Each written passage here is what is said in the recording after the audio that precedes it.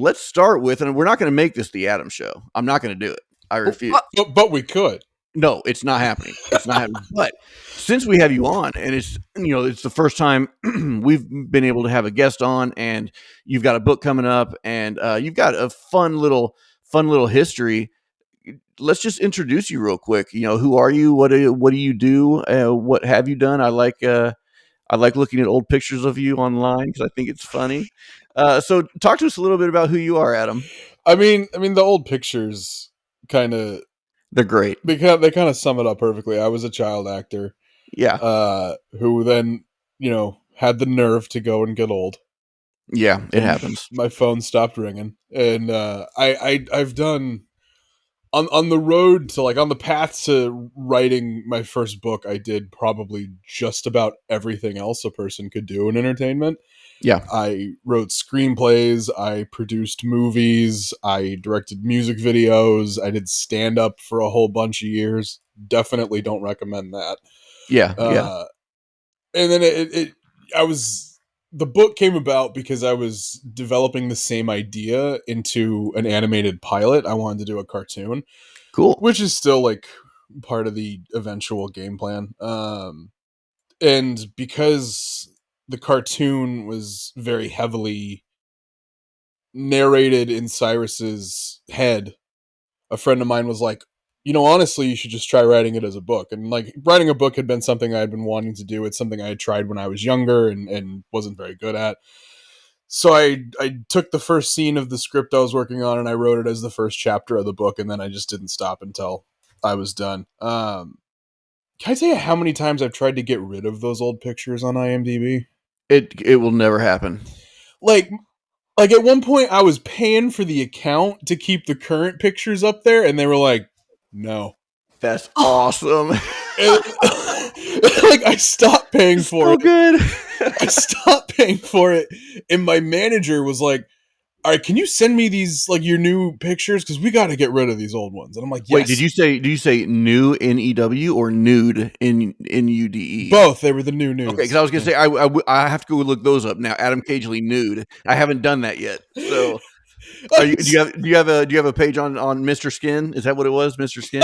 Is that still around? Is that still? I don't know. I can't even. It was like Dr. Skin or Mr. Skin. It was Mr. Skin. Yeah, Mr. Skin. Yeah. Chelsea has no idea what we're talking about because she's not a perverted guy. It was basically a website. What was the movie where they were trying to create their Knocked Up. Knocked Up, which is actually one of my favorite. It's a great movie. Yeah, I know that movie. Yeah, but the guys are all just basically, stoners just sitting around thinking of what website they could make and let's make a web. It was basically Dr. Skin or Mr. Skin. It was exactly Mr. Skin. Yeah, pretty funny. I sent those current pictures to him and he uploaded them from their industry account. Yeah, which at that point those pictures never should have gone away. Yeah, right. And within 6 months. What? The current ones were gone, and it's me when I'm 10. And I'm that makes no sense. I don't understand. Oh, what sucks? What drives me crazy about it is if you watch something I'm in on Amazon Prime, you get that Amazon X-ray. Yes, right. Which I saw because I showed my daughter. And it autofills from IMDb, so it's you can be watching something with me when I'm 20, and it's a picture of me when I'm 8. Freaking awesome! It's so good. It drives me crazy. It's so good. So now let me ask you: during your childhood, did you ever visit an? Not that. I mean, many. Not that. Not that. Okay. I'm just making sure. I'll probably cut that. I wasn't successful or cute enough. I don't think that matters. I don't think it matters at all. Wow, Micah. Wow. Sorry. I have a question. Please. I have to ask, Adam. Do you have an all-time favorite experience as an actor? Oh, geez. I got blown up. That was a much better question than my question, Chelsea. Yeah, much better question than my question. Sorry, Adam. Go ahead. I mean, the bar was low on that one, Micah. Right. It was low hanging fruit. I admit. Oh no! I mean, I did a movie once where I got to get blown up. That was pretty cool. What, really? Oh, that's Yeah. awesome. And then I did another movie where I got to overdose on heroin. That was fun too. Oh, No, these had to have been later in the career, Oh yeah, right? yeah. Oh. I mean, like Yeah. the kid years. I could tell you, all the stories about like I worked with Miley before she was Miley, Right. Right. and like the Sprouse twins when they were still little and adorable, and all Yeah. that. But that's no fun. We want to hear the blowing up and the heroin. Yeah. I did a movie where the whole premise was it was supposed to be two stoners online looking for like banned videos, Yeah. and the absolute worst possible outcome for two stoners watching banned videos, it was meant to lead to them causing the apocalypse. That's awesome. I love it. It's kind of like Beavis and Butthead meets End of the World. Yeah, Yeah. and that's such a good movie. it was like the end. My buddy's like catatonic in a wheelchair, and I've got like it was cool. They went and pulled wardrobe pieces for me out of the Waterworld collection. Are you kidding? So I had like Dude, that's furs awesome. and jackets and shit, and That's great. there was supposed to be a scene where like our base or whatever gets attacked, and they set up a giant air cannon and a fire bar and just nailed me in the back of the head with burning pieces of cork. Did this make it to film? Like, Yeah. is this okay? So you're gonna need to tell me what it is. I'll put it. I'll put it in the show notes so people know what it is, and we can. I'll go watch it later. I mean, I'm hesitant to make people watch that movie, Dude. No, What? maybe it's so bad. It's so dude, maybe I'm wrong. Maybe I'm the only one here, but on those specific nights, I don't want to turn on like a high rated blockbuster. I'll go through and I'll watch like the low budget, indie, even if they're Same. crap. I love them. I can't Same. get enough of them. that's the thing about that movie. It wasn't low budget indie. Oh, really? They sank a lot of money and a lot of talent into trying to get this movie to be successful, and then nobody showed up to the premiere because it was such a piece of shit. Crazy. Huh. I still want to watch it. Oh, now I'm even more interested. Yeah, come on, dude. All right. Yeah. I mean, I will say I'm a little proud of this. Like, it's starting to gain like a cult following in its afterlife. Yeah. When it came out, people were like, "This is the biggest piece of shit I've ever seen," and I was like, "Yes, it is." And now, like 15 years later, they're like, "I fucking love this movie." Yeah. I'm like, right. Good. I never did, but okay. Yeah. Well, I mean, no, there was a time when I was very proud of that movie. Movie 43 is the name of the movie. Movie That's 43. hilarious. I did not know you were in that. Yeah. Well, That is so funny. I originally was, and then I wasn't, and then I was again. So you shot and they cut your scene, or? Well, because the whole premise of the movie, the whole idea is they took like every A-list star and every A-list director they could get their hands on, Right, and had them do short films. right. So originally, I was the original through line for the movie. That like all of these short films you're seeing are videos these two stoners are finding on the internet. Okay. And then they got cold feet like 2 weeks before the premiere and cut my storyline and replaced it with an alternate because it had like more celebrities, and they were like, more celebrities will help us save this box office, and then it didn't. Right. Yeah. No. Yeah. But what was cool was like, it's on on like Prime and I think HBO. Yeah. I've seen it 2 or 3 times. I just didn't know you at the time, so obviously, yeah. That's freaking hilarious, dude. It is a piece of crap, but it's hilarious. It's bad. It's real bad. Yeah. It's terrible even. And there was one short that got a lot of controversy. Was it the one where Anna Faris was on somebody's chest? Oh my god, I found you on the cast. Yeah. Did you? And he's a kid. Of course I am. That's hilarious. That's so funny. That is so funny. I've contemplated making those old headshots like my author photo, because then people will know it's the same person at least. Oh, that'd be great. Dude, that'd be so funny. So, no, I did have a question, though. Are you currently in the Actors Guild? No. I Okay. I mean, Technically, yeah, but I'm not active because Okay. like I stepped away really. I haven't Yeah. worked in a long time, Yeah. so Yeah. I don't really have an active role. Yeah.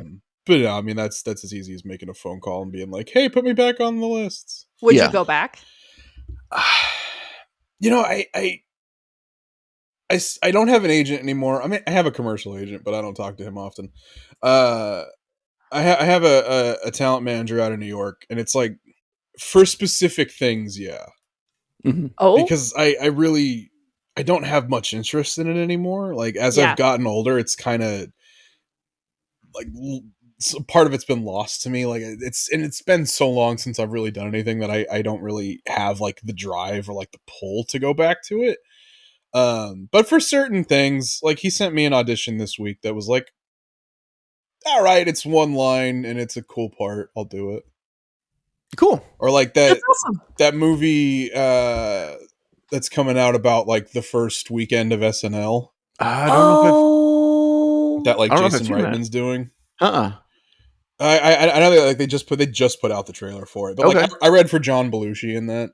oh my gosh. I didn't get it obviously, but Do you know who got it?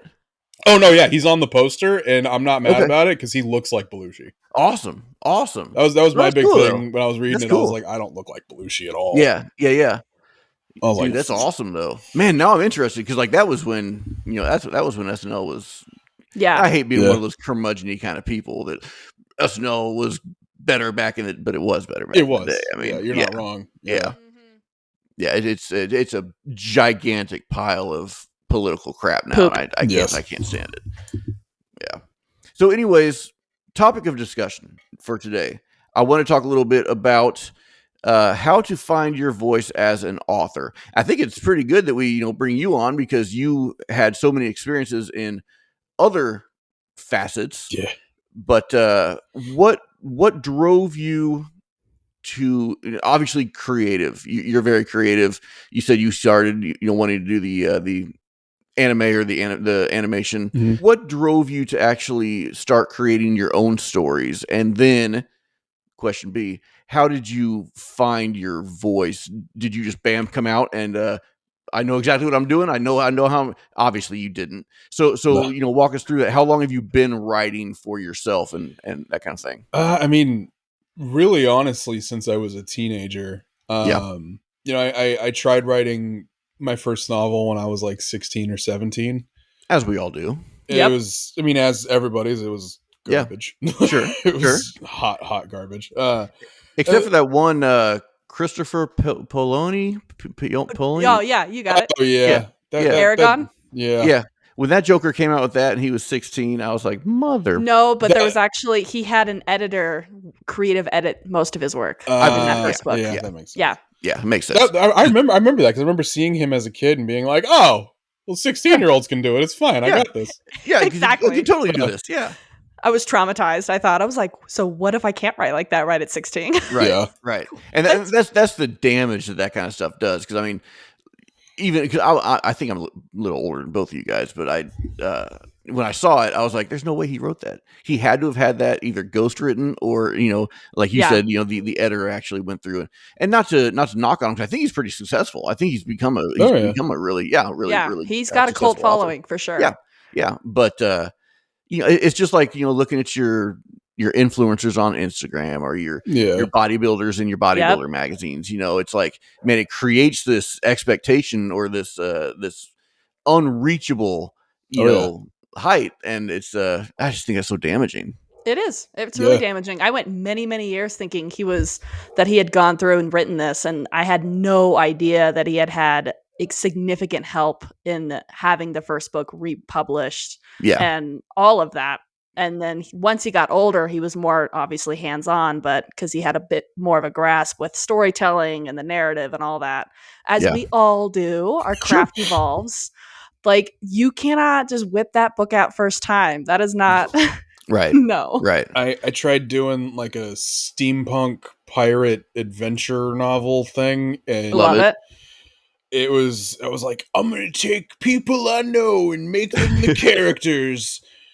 As we all do. And then it was just like 150 pages of like, and then he ran to the hot chick and said, "Do you want to come on my pirate boat?" And she was like, "Totally, I love you so much." And he was like, "Cool, let's get naked." And then they ran back to the boat and adventure ensued. It was bad.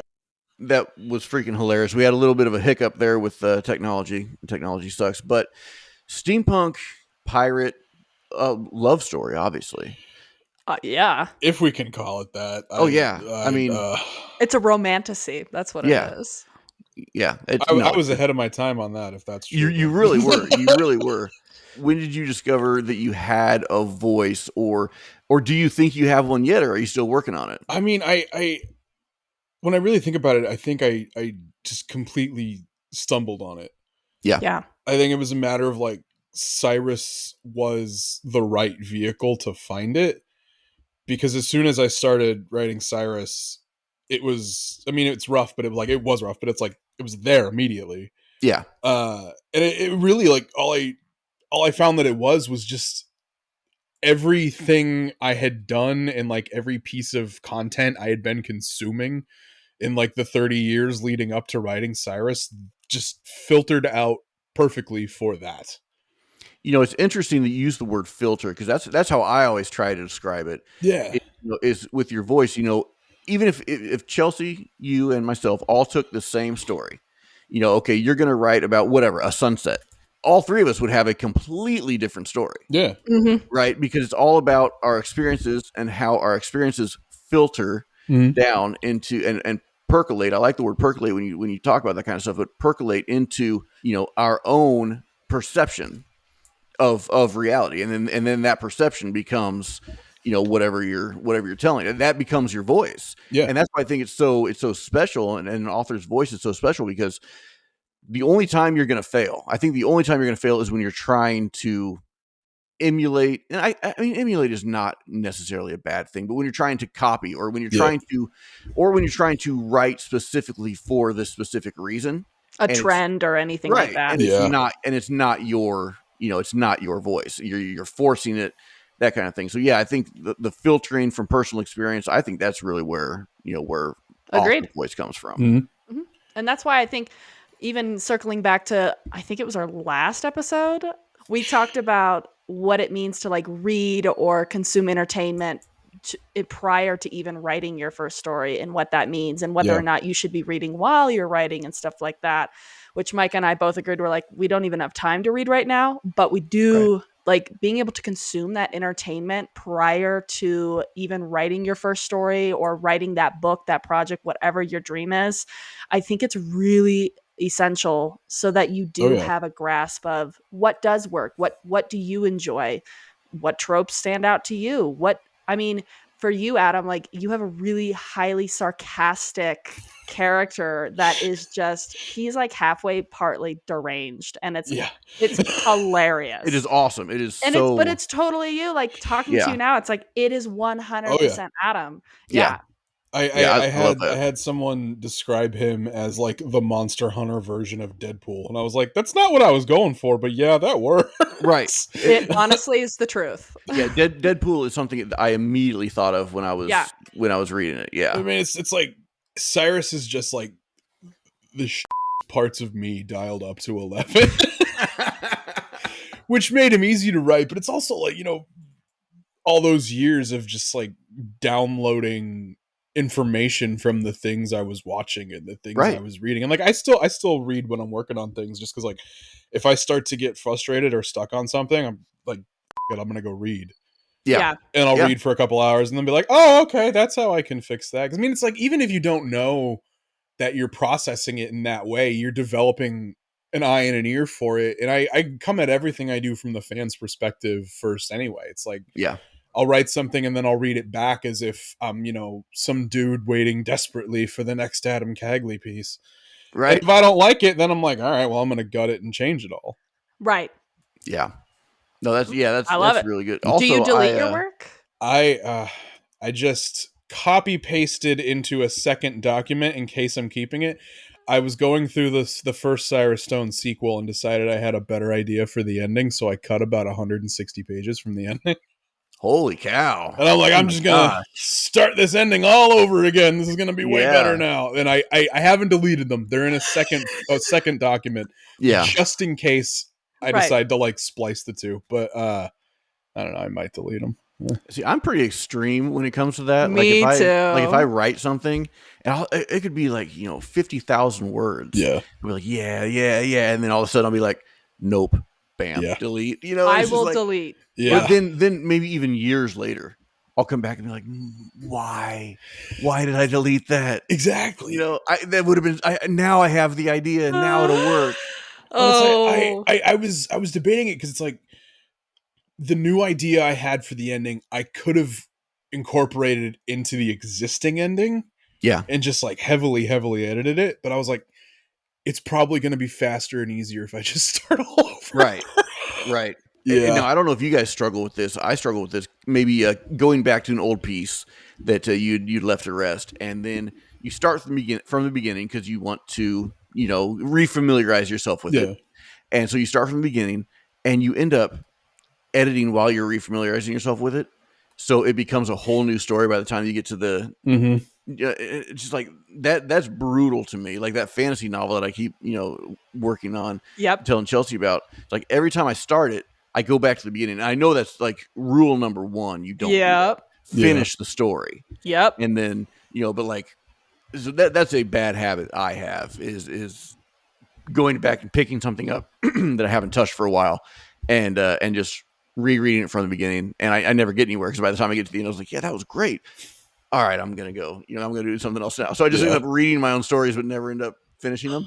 I'm ruthless. I never edit like while I go, and I'm trying to be better about it because I will. So let's say I'm doing the same thing. I'll get back into the story. I'm reading that chapter leading up to the scene that I need to get into, and then I'll see something and I'll be like, I need to return back to that.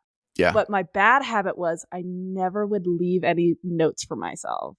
Yeah. And then it would make the editing process freaking ruthless. Yeah. Brutal. I'm working with 150,000 words. Like, I cannot remember everything. Like, I'm like up there and I'm like, this one little detail that I need to cross-reference or expand on or use as an opportunity to world build a little bit more because rereading it, I see an opportunity there. And then I just go, no, I'll come back to that. It's totally fine. And then I just, so that I can get to that scene because I'm desperately trying to get to the writing portion. Right. So I've started a new habit, which it did prove successful with my editor on the last development edits I did, which was I leave comments for myself, which is a bizarre concept. Like in the manuscript? Yeah, I will literally just leave comments to myself and be like, okay, that way I don't have to necessarily edit as I'm going. But when I'm ready to edit, I can go back, pull up the comments. They're already there. They're already there. That's and then I go, smart. oh, that's cool. Chelsea, that is a genius idea. That's just started. I'm going to highlight that in the video somehow. Make sure people, if they don't see anything else, see that. That is a genius idea. So simple. I don't know why I didn't even think about it early. Because like in my first 3 books, I didn't do that. Which I mean, we're talking 150,000 words. It was brutal. The editing process is tier worthy because I don't edit as I go, and my poor editor is just. He's a hero. Yeah. But then when I did my other project, which one day I will return to development edits to, I did that. I started it and it was so nice. It was so like, I didn't have to remember anything. I was just like, I left notes to myself, or I'd go back and go, well, okay, well, here's an idea that I had randomly in the middle of the night. Let me just pop that down in that comment real quick. And then I can return to it when I'm ready to edit. So smart. And you know what's so stupid? This just shows how stupid I am. If I'm writing and I have, I do have a note, something I want to come back on later or something, I'll either grab a pen and write it down here I used to on do a piece that. of paper. Yeah. You're going to lose that. That's not going to be there. Or I'll put it on a notepad, like on the other screen. I'll type it. Why did I never think about just putting it in a comment in the manuscript? I didn't either. That's crazy. I'm writing book 4 right now, and I'm literally leaving comments to myself, and I'm like, this is so nice. Like, I just smart. Boom, boom, boom. Like, if I'm like, I want this particular line said, or I leave notes to myself where I'll finish a chapter and I'll go, well, I really like the start of that, but the ending feels like it's missing something, and here's my thoughts regarding that, and then I can come back before I send it to my editor. And now, well, okay, and you'll get a kick out of this, and Adam will too. But I don't know if Adam's delved into fantasy or epic world building where you have to remember like names of Every detail. names of plants, and all the way down to but Not that oftentimes, hardcore, so oftentimes when I'm writing, I'll think of like the one in particular. There's a certain kind of berry, and I was like parentheses, name the berry, Name. but then but then over on my notes with my pen and paper, I'll write this awesome name that I had the name for the berry of. And so then, months later when I come back to it, I'm reading it and I'm like, what was the name of the berry? I don't have the notes anymore. It's like, genius idea, Chelsea. Good. What were you say, Adam? I was gonna say, like, I'll go to like a fresh section of my notebook and I'll write like big letters, revision notes. And then as I go, I'll just like chop them all down. And then by the time I get to the end, none of them make any sense anymore. Right. None. Always. Right. Yeah. Always. I'll They're be like like half phrases. Yeah. Like the first note will be like, Cyrus can't eat chili. And I'll be like, when does he ever eat chili? What the? Like he's fighting. Like there's no chili in the book. And then like I'll go down like 5 notes and it'll be like, Barnaby says F too much. And I'll be like, he's not even in this chapter. That is awesome. It's so good. They never make any sense, and then I end up throwing them out anyway. So good.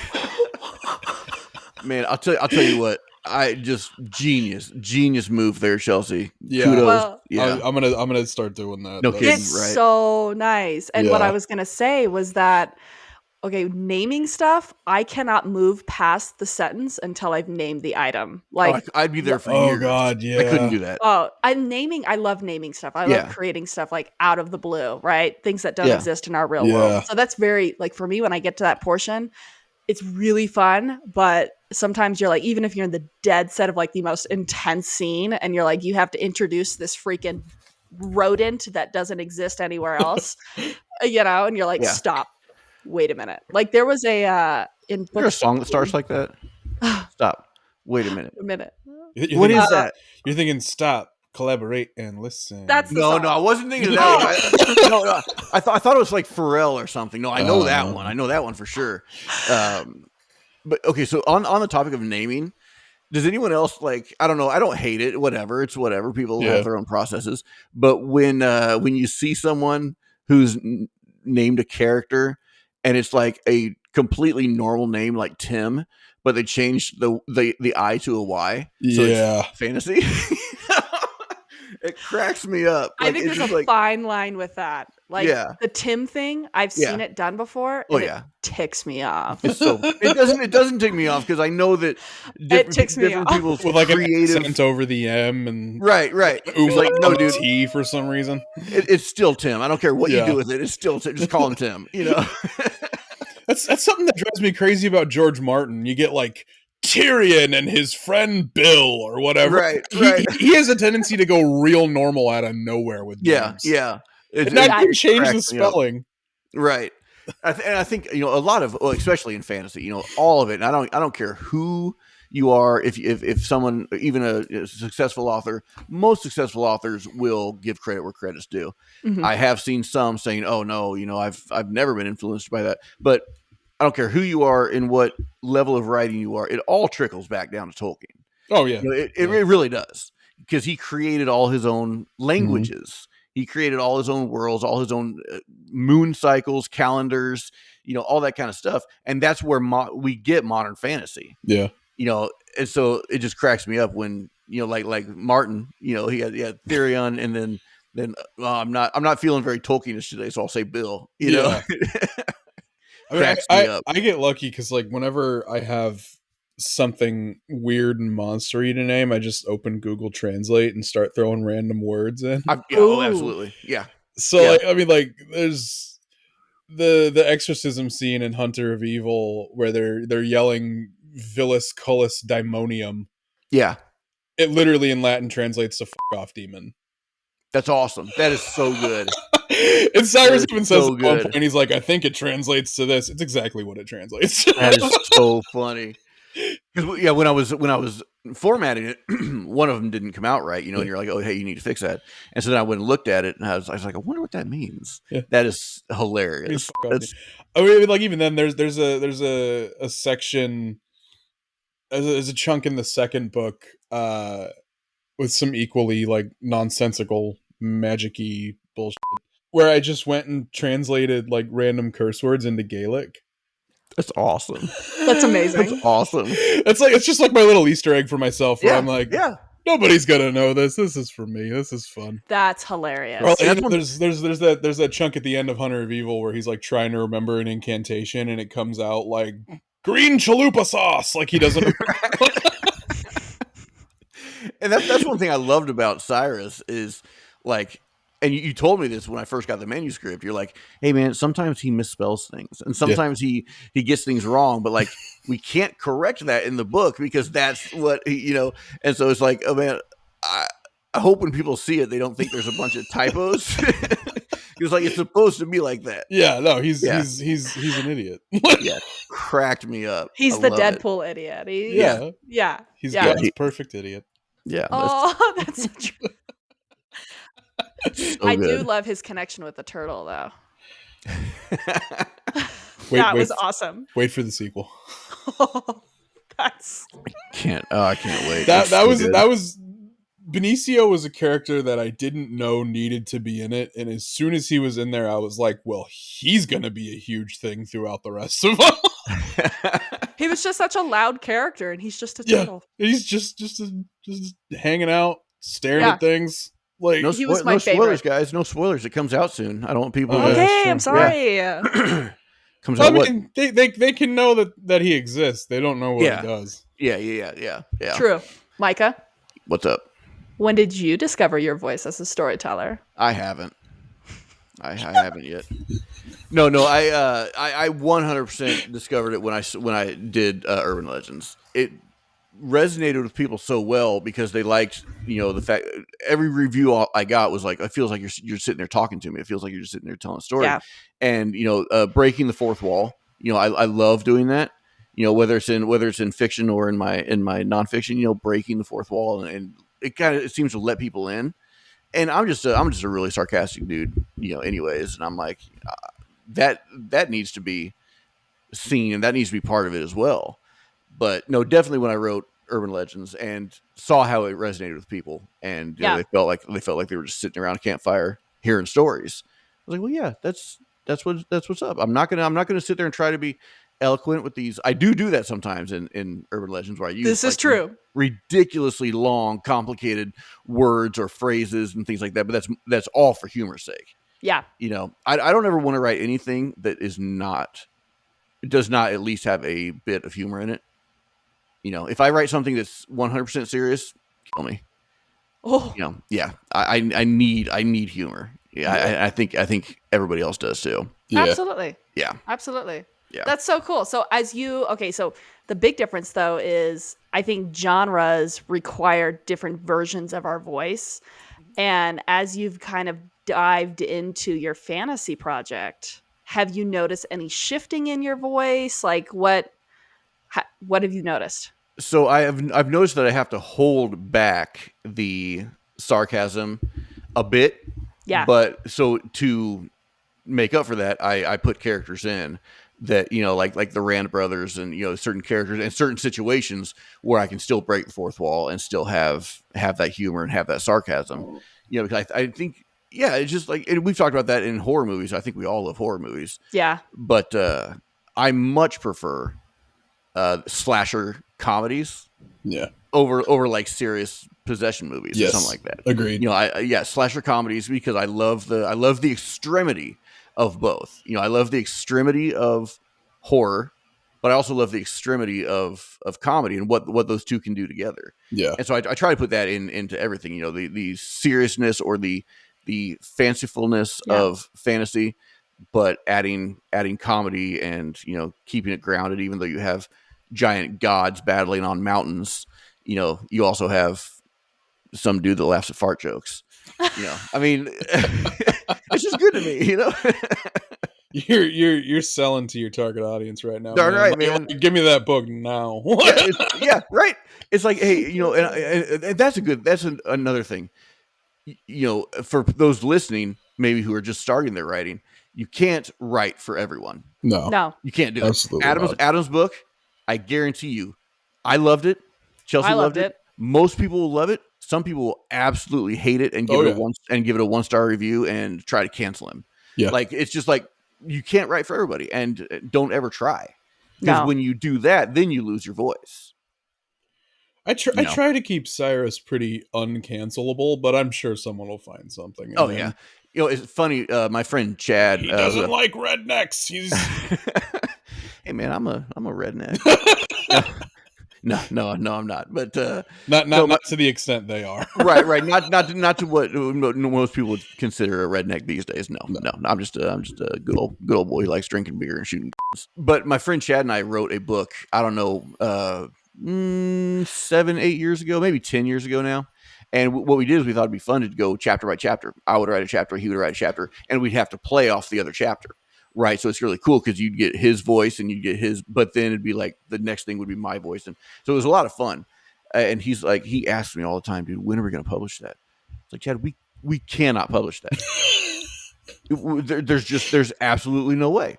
It's like, those awesome 80s and 90s movies that none of the networks will cover or show because, you just can't show them. Yeah. Or like the shows that have you have the whole season, but 2 episodes are not available, because it's not politically correct or whatever. That's the entire book. The entire book is so politically incorrect, but it's hilarious, so it's like Blazing Saddles. It's exactly it's 100% Blazing Saddles. Yeah. So it exists then, but it couldn't exist now. Right. But if you go back and watch Blazing Saddles, you're like, dude, it was so good. And it's still so good. I that's a whole nother topic, but yeah, I hate political correctness. And when did political correctness start to influence creativity? That's a big issue for me, whether it be books or movies. That's art. You can't censor art, and you can't steer art. The thing that always gets me is the trigger warnings on horror novels. It's how are those not spoilers? Right.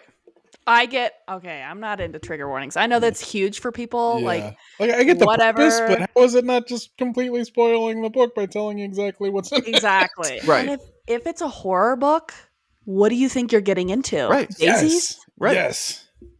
Yeah, bro, give me The Exorcist, okay? I will read that. Thank you. Well, it's I feel trigger warning. If you're in the genre, if you're going to horror, you're kind of agreeing that all right, there's probably gonna be some shit that might fuck me up. Right. Yeah. And if you have if you're triggered by certain things, you'd think you would know to avoid certain things in the genre. That's my thing, right? It's the same old thing. If you don't agree with it, just don't watch it. Don't participate in it. Yeah, it's that argument of turn the TV off for your kids. Why do I gotta lose all my cartoons? Right. It's still art. And I had an ARC reader one time.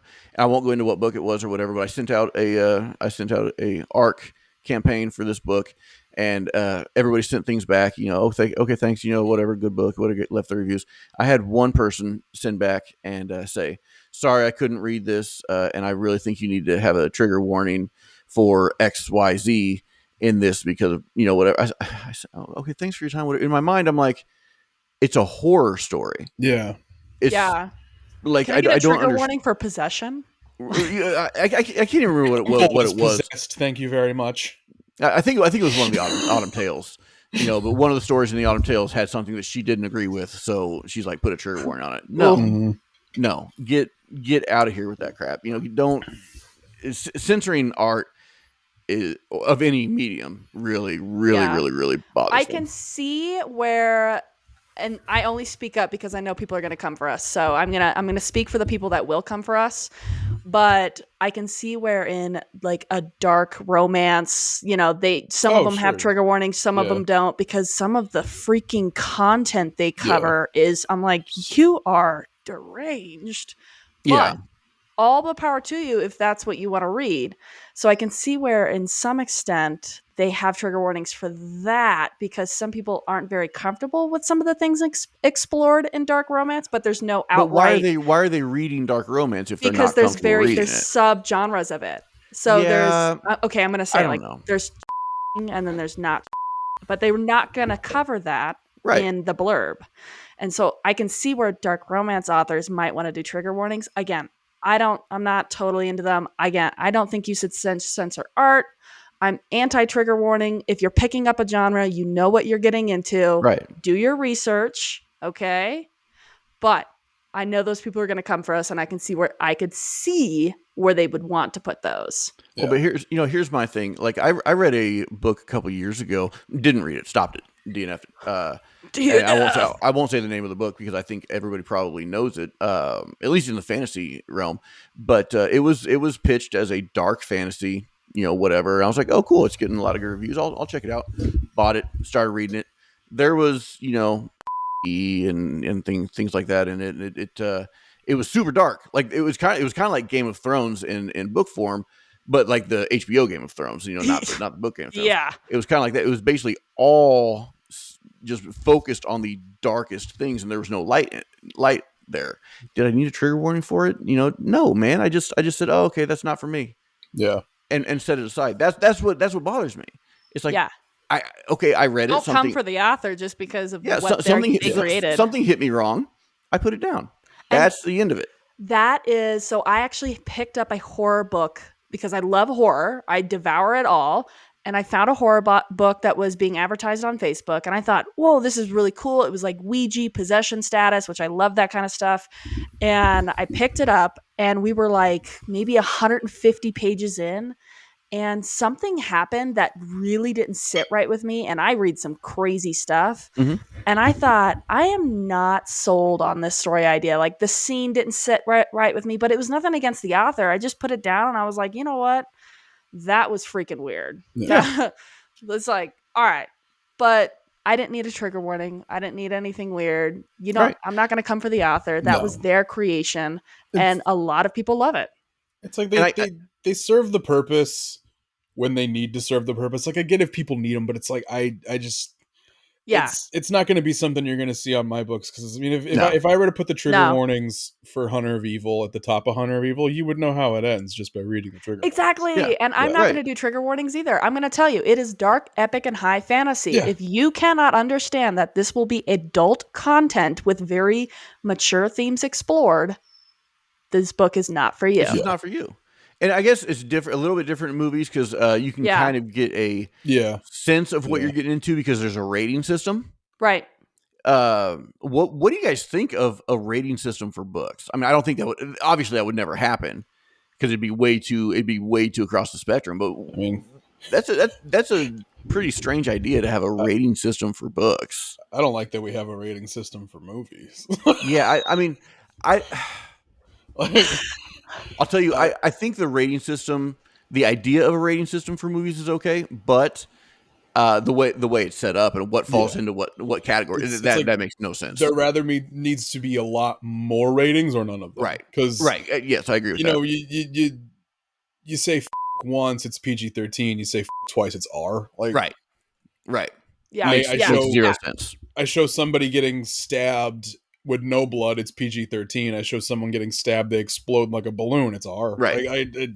There are so many things, like the example I always go to is Hitchcock making Psycho.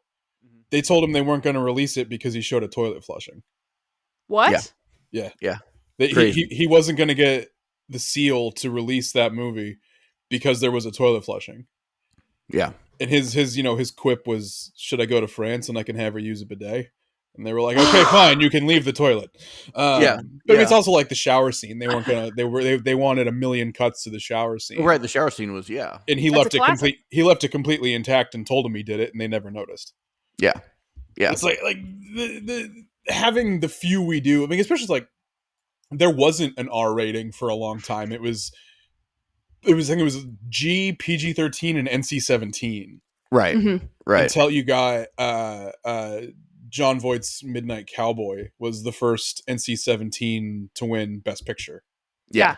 And then they were like, okay, I mean, now maybe we should introduce an R. And like we're at that point now where it's like there needs to be something in between G and PG and something in between PG and PG-13 and something between PG-13 and R, just because there's so many lines that can be towed now. But it's also like I'm not big into the whole like under 17 can't see R. It's like I was sneaking into rated R movies. Oh yeah, 13. Yeah, right. I was watching them on the movie channels and no one was noticing. Like it's right. Yeah, exactly. And it's so It's so arbitrary, I guess. Yeah. You know, what is considered this was, yeah. So maybe I don't know. I don't know, man. We're off on a rant now, you know, but We veered a little bit. long story short, forget trigger warnings. And it all kind of boils down to this hypersensitivity, you know, to things as well. Like I like you said, Chelsea, people might come for us. I don't know. I don't I hate hypersensitivity. I hate it. As long as they pre-order Cyrus, they can come for us all they want. Exactly right. Exactly. With no trigger warning. Yeah. But you send me your confirmation that you pre-ordered it, I'll let you complain at me. exactly. You can come for me all you want. I'll just turn my comments off. Right. And count the dollar bills, you know. So Chelsea, talk to us about your voice, where you started, where you ended up, when you found it, has it changed over time, that kind of thing. Yeah, definitely changed. I was one of those writers that I like at 8 years old. I was like, I'm gonna write my own story, blah blah blah. And so I was writing for years and years and years, and I thought I knew my voice. I really did. I thought, okay, maybe I'm coming into something, and then I thought, okay, I'll write The Blood of the Lion and get into that. And then I realized I knew nothing about my characters, didn't know my voice. I sucked. Yeah. And my editor slaughtered me. And I realized there is a difference when you can write all you want, but if you don't have a confidence as a writer, you don't have a voice. That's big. Yeah. Yep. And so I was lacking severely in the confidence. I had written for over a decade by the time I had given my manuscript to my editor, but when he slaughtered it, I realized I had zero confidence. Yeah. And that was the journey for me through the first editing phase for that book, was just learning to have confidence in your writing. Like, this is the world you're putting out there. Know it, believe it. And these characters, some of them are a-holes, some of them are psycho, some of them are just are the reluctant hero trope, like 101. Sure. But that's like knowing and being confident about that. And so that's where, even in my acknowledgement in The Blood of the Lion, I say that. I'm like, yeah, I wrote forever, but I had no confidence. And but only in this book did I realize this is what finding your voice means. It means having confidence as a narrator, having a confidence with your characters. If you have multiple POVs, being able to jump from head to head and be like, okay, I am so confident in this character's voice. Like, they're in my head. They could be sitting over my shoulder. Yeah. And so, like, getting into the second book, I really started to explore that. And it was really fun. And my editor, I mean, and I've said it before, like, this guy was in the trad industry field for almost 15 years, and he was an editor for the big top 5. And for him to come out and say, like, 25% into the book of book 2, and he was like, you're really coming a long way. He's like, your voice is so much louder. It's so strong. It's like, and I thought that was a huge compliment. And for me, a confirmation that I was doing the right thing, and that I was experimenting with the right tones and with each character, and that, the right character was sarcastic at the right time. They were still true to themselves. And then your other character is, he's deranged and he's spiraling, the poor guy. But, and then book 3, I would say book 3 was the first book I wrote with 100% confidence in myself with my voice. Wow. And my editor felt it too. Cool. And so it's just an evolution, being able to get in there and grow in confidence and just know that this is your story. These are your characters. They might own you at the end of the day, Right. but that you are accurately, correctly, and honorably delivering their voice. And that in turn becomes yours. So yeah, I think anybody can write. And I think anybody can have a voice, but I think what makes a memorable and timeless and unforgettable voice, and the book that you're reading and you go, holy crap, like even Cyrus Stone, like being able to do that and feel the character talking to you directly and knowing and feeling everything about them, that comes with confidence as the writer. That is the differentiating factor. So it's been an evolving craft for me, and it's been so cool to reflect back and go, wow, Yeah. Yeah. We always change. Like Mm. book 2 for you, Adam's going to be probably have a different variation, a different Oh yeah. tone, because your voice is evolving and Yeah. you have that growing confidence with certain things, and you're like, yeah, that's me, and It's like you it's find cool. the gemstone, and like over the course of Exactly. the books, you're just polishing it and shaping it into something that Beautiful. you can That's sell. It's like beautiful. I'm working on my first non-Cyrus right now too, and it's like, yeah, it's even from, I wrote the second Cyrus Stone and went straight into that one right off its back, and like it's a huge difference. It's night and day. It's like Yeah. if you put those 3 books, Hunter of Evil, this first Cyrus sequel, and the first non-Cyrus next to each other, it's like they're almost like a gradient. They get better as they go. Exactly. And when I have a project that I'm going to return back to and do the development edits on, but it's a Dragon Rider book. It follows the fall of the Rider Federation in the same world I've built, and it's going to be dark high fantasy. But when I wrote that book, it was night and day. The voice was completely like from the get-go.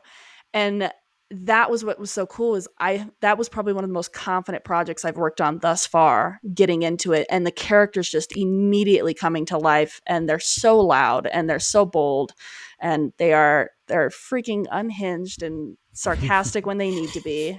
And finding I think when you find your voice as a writer too, you're more willing to experiment with even the smallest things. Oh yeah. Yeah. And so, like, in this project I was working on and going to return to hopefully next month, you have a character that, I mean, he has these old pair of boots that he will not replace. And he's like, I will wear these until they are falling apart. They're his rider boots. And you watch that throughout him referencing to just that. And it's just these minor moments. And that, I think that makes a more confident voice too, because you're okay experimenting with things Mhm. and those Yeah. characters come to life more. Yeah, it's just finding a voice, I think, is critical, and Yeah. it comes with the confidence growing Yeah. as you continue to hone your craft. Yeah. And like you said, the confidence allows you or gives way to experimentation Yeah, and and growth. As you grow, you get more confident, but as you get more confident, then you also grow. Uh, exactly. Adam, the one you're working on, the non-Cyrus, is that also horror? Oh What yeah. do you Yeah. is it? Okay. It's a little darker than Cyrus. It's I mean, a lot more reality based than Cyrus. Mhm. Cyrus is very like big and B movie goofy and monsters. This one's a little more grounded. Yeah. While still being, big and dopey and kind of snarky and dark. Oh Totally, yeah, I'm Adam. I'm, I'm like Yeah. 20,000 words into that one. I'm pretty stoked on it. Awesome. I think I'm gonna finish that one before I go back and finish Cyrus 2. Just because like this one's it's been sitting in my head for a while, and I got to get it Yeah. out. And like I know Cyrus 2, it's like I'm gonna take the most amount of time with Cyrus 2. Yeah. Yeah, So what do you guys think about working on multiple projects at once? Like love it. can you go from one project on Monday to a different project on Tuesday and then Mhm. back? Or so how about you, Chelsea? Do you like to stick with That one depends. until you're I'm a mood writer. Like, the Yeah. Yeah, characters have to talk to me. And yeah, Yeah. so I've had, like, for example, when I was writing book 3, The Dance of Destiny, I was working on that Writer Federation, this Savage Sword. Like, the characters were too loud.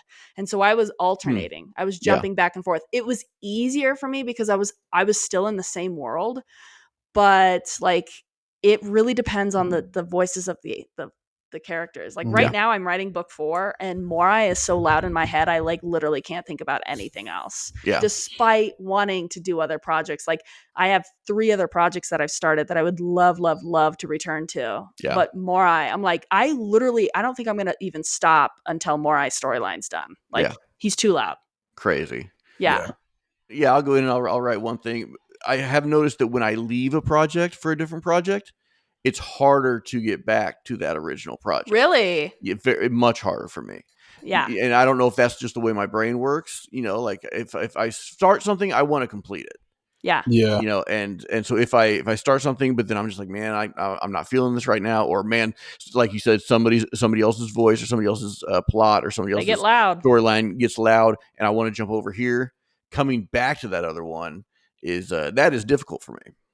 Oh, that's so interesting. It could depend too on the type of project you're willing to work on. Like I have a horror project. I literally finished the first draft of it and it's been sitting dormant for almost a year now. And because Crazy. I haven't had the motivation to return back to it despite Right. loving the storyline, the concept, all of that. There's just something in the back of my head where I'm waiting for that moment, that trigger event where I Yeah. go, that's it. When I return back, that's how I want it. When I self edit, that's Yeah. what I want to deliver. Yeah. And so maybe it's something like regarding that, where you're thinking you jump into that next project, but maybe as you put space between you and that original project, Yeah. there's like you're waiting for that trigger event where you're like, Right. okay, something is there, it's percolating, and Yeah. I'm waiting for it to trigger and go, Yeah. okay, I know exactly how I want to tell this story. Right. Yeah. I can't force, and I don't know No. if you guys, if you can sit down and you're just like, I'm going to do this, and I'm going, I'm just, bam, going to pound out this. I cannot do that. Oh my Like gosh, no. if I'm not, and I know Stephen King on writing, he talks about, he sits down and he has a set 4 hours in the morning, and he will write for 4 hours in the morning. Like I can't do that. Like No. if I'm not feeling it, and it's probably a difference between an indie layman and a super professional. But I mean, no, I can't do that. If I'm not feeling it, I'm not writing it. Right. Yeah, like those times where I've sat down and been like, all right, I have to get 2,000 words done right now. Yeah. I end up deleting those because they suck. Exactly. Right. Like, Exactly. They read as forced to me, where it's like, Right. I get like having the routine and the schedule to get it all done and all that, but it's like when I force it, it always sucks. Yeah. Mm-hmm. Yeah. That's and why like, I'm throwing out so much as Cyrus too. Right. No, I like how you said you can, when you read it, you can feel that it's forced. Yeah, like Right. if I'm reading something and I can see the author trying, Right. like I don't want to see you try. I want to see Right. you. Like Exactly. Yeah. I No, I totally. shouldn't know there was effort put into this. Right. Right. Yeah.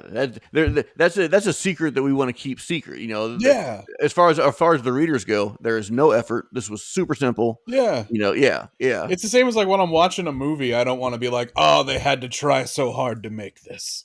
Yeah. Yeah. Right. Hey, speaking of movies, a question I've always had, since you've been on both sides, right? Mhm.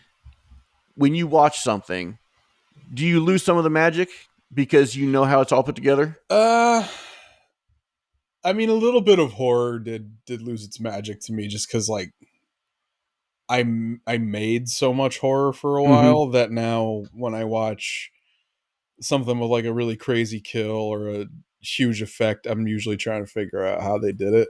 Right. Yeah. So one thing, when I realized that was a thing, is I don't know, maybe a few years ago, I really wanted to. I've always been, I love magic, close up magic, Mhm. and I started learning close up magic, card tricks, things like that, and I learned everything. I bought both of the standard, you have to have them, card trick books, that were written back in like the 1800s, and I watched all the tutorials, and I learned, and I was able to do all the secret passes and all the manipulate cards, and oh, here's your card here, and I even did the ones where you can get one to show up somewhere else. I learned all that, and then I found that when I go back and I watch a routine, completely ruined, because I Aw. yeah. knew every single step, and I knew exactly what they Yeah. were doing. And I was wondering if that's the same thing with Hollywood, with movies, if that you kind of lose that magic. Like to an extent, because then, Yeah. then it just becomes like a problem I got to figure out. Yeah. Well, Yeah. and one thing is, even though I know how the tricks are done, watching the performer and Yeah. how they take this known in the community, this known trick, this known illusion, and how they present it and how they work through it, and Mhm. that's still magical. So I guess it's probably the same with movies. You still the performance, yeah. If it's good enough for me to like not see the strings, then I Yeah. usually don't worry about it. Yeah. Yeah. Whereas like it's always when like something goes wrong where I'm like, why did this go wrong? Why Yeah. didn't this work? Or when something goes really right, then I'm like, you bastard, how'd you do this? How did they make this go so right? Yeah. Yeah. I love that. I love that. Yeah. That's awesome. How would you, okay, so is there a way, or have you noticed if there's any practice, to-dos, anything that happens where you go, oh yeah, my voice is strengthening, like practice runs, right? Or do you feel like when you get into a project, it just slowly evolves and you start to notice maybe 3 chapters in, you're like, wow, that came out of me. Are you saying maybe That- is there a magic pill to swallow to make you more confident, or Yeah, like I'm that just kind of curious thing, if you guys have noticed or a special anything. routine, or Yeah. I don't know if there is, except for the old read more, write more, Yeah. Yeah. I mean, right? after I finished Cyrus 2 the first time around, I just because I didn't like the ending so much, my confidence was a little shaken. I was like, oh God, what if I actually suck and nobody told me? Yeah. And then I went off and I did a bunch of short stories. And I was like, okay, these are kind of cool. Maybe I don't suck. And then I went into the other and then back to Cyrus 2 again. And it's like, oh, okay, now I know. It's just working that muscle. Yeah, Yeah. It's exactly. just Yeah, doing it's it a just like lot. just like exercise, sports, whatever. I mean, the more you do it, the more you get that muscle memory, the more Yeah. The you creative exercise muscle. it. Yeah. Yeah, And and that's what I do like. what? Oh, go ahead. Oh, I was gonna rip a little bit because, and Micah, you and I have talked about this, but I want to bring that back to the fact that there are these new up and coming writers that get scammed into these classes Oh, about yeah, being a God. right, better writer. right, And that Yeah. pisses me off. They're like, here, $800, you're going to be a Ugh. great writer. And I'm like, right, it doesn't exist. right. You No. cannot Correct. get into a class and then leave that class with a better, stronger voice. No. You might have some formulas like, Right. okay, well, introduce the plot in the first chapter with a book because, that might be good. Right. But it's just like, don't fall Right. for that. If you're an No. up and coming writer, please don't fall for those freaking scammy Yeah. tricks. They will I- take your money and it doesn't work. I see those videos and I get those emails like once a week, and every Oh, time yeah. I look at them, I'm like, oh, so it's that simple. All I got to do is take your Exactly. class. Right. Like, why isn't Right. everybody on the New York Times list? Exactly. Like, Exactly. they paid for your class. They should all have movie deals. Like, Right. Yeah, because there is no magic No. button. There is No. no easy button.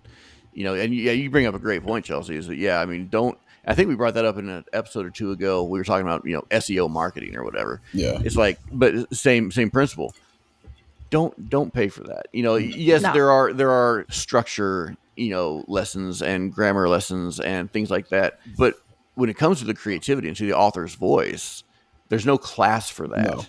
No. That is something you develop yourself over time, working No. that muscle. And to Adam's point, and we talked about this before too, but short stories, don't shy from them. No. Write them all the time. They're so good for strengthening your voice, and because they make you write in a completely different world. Yep. You have to condense what you could use 120,000 words for. You have to use in 20,000 words. Yep. So it really helps you focus and pinpoint. A lot of times authors lose the focus. So like the scope they're looking through is like this big, but as readers that you can't you need it focused down, Yeah. and so short stories help with that. So They do. yeah, They do. don't shy away from short stories. Yeah. Finding your voice is a journey you have to do alone. Yeah. Yes. That is my firm belief. Like, the community is a wonderful place, and it's awesome to have authors support other authors. I truly commend that. But when it comes to you personally creating your craft and figuring out what works best for you, it's a journey you have to take alone. Yeah. No And one's going to teach you perspective. No. Right, And correct. your voice is going to be completely different than anybody else you Yeah. connect with. And it should be, because it's authentically you. Right. So, And not to say that writing community is good. Being in groups, talking to people, getting encouragement, giving encouragement. All those things are super important, super important. But it will not make you a better writer. No. The only thing that will make you a better writer is writing. yeah. All right, I think we'll cut it there. Adam, thank you so much for joining us. I appreciate Thank you, it. guys. It was kind of our first time, you, me, and Chelsea all getting together and hanging out. It was Yeah. fun. Yeah, I hope all the listeners enjoyed it. Adam, do you have anything you want to anywhere you want to point your listeners to? My Instagram at that Adam Cagley. I also have a very shiny, very new AdamCagley.com. Ooh. Awesome. So if you wanna pre-order Cyrus, that is There are a million links on there and ways to do it. Other than that, I mean, that's where you can find me. So. Cool.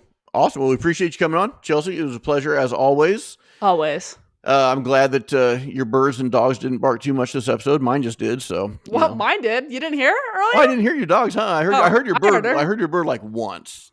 Once in the beginning. Yeah, it wasn't too bad. So, No. anyways, I hope everybody enjoyed it.